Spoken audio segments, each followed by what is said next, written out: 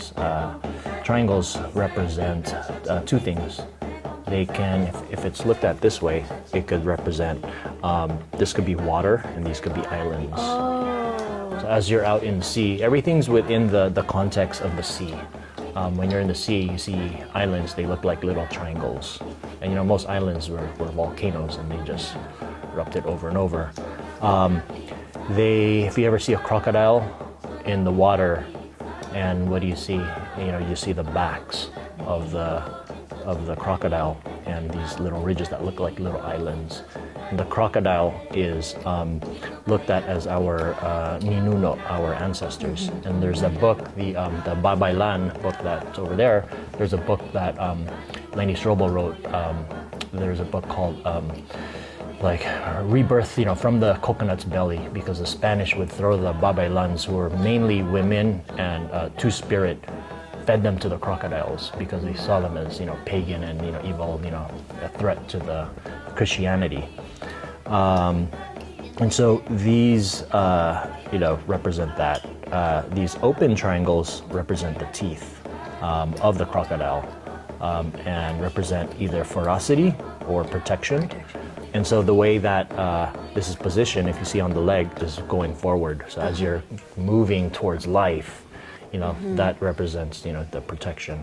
And then on my wrist, you'll see they're kind of combined. And you'll see a lot of practitioners or people who work with their hands, they have them here as a visual reminder. Like for me, in my context, like you're, in ceremony, you're working on people's bodies, and then there's like the literal, there's blood and ink and keep clean and, all of that stuff. So, they're just reminders. They won't stop bullets. You have to do the work. So, yeah. And then, the triangles and the crocodile is thought of as universal. I mean, not just within the Philippines, but then you see them all across the Pacific, down to, our Indonesian, Malaysian cousins as well. And I like the creation story aspect as well, too. Mm-hmm. The tapping within the Philippine context has been kind of dormant. Not until film crew went up to the mountains in Buscalan. I don't want to say discovered, but featured Apawangod and the community of hand tappers up in Kalinga. And since then, the world has been in awe of her and the tradition as well. But hand tapping's been around in other cultures. The Samoans and the Hawaiians. Our cousins in the Pacific, in Indonesia, Malaysia as well. But for us in the Philippines and here in the diaspora, this is a new practice. Just within, I'd say, the last since about 2008-9. From an academic standpoint, then from a physical standpoint of actually tapping. Then there's there's figure out how do we revitalize something that has been lost. And within my context and the school and my lineage of teachers, that we have three pillars. One is done in ceremony. Two, the appropriate patterns for the specific ethno-linguistic where your ancestors are from. And then three, that using handmade tools, bone tools specifically for me, that I've learned from my teacher and his teachers. So those three things is what I consider the foundations of my practice, of which is people commonly call it batok. I guess the innovation that we've done is that pivoted from the lemon tree thorn to a stingray barb. And these stingray barbs are baby stingray barbs.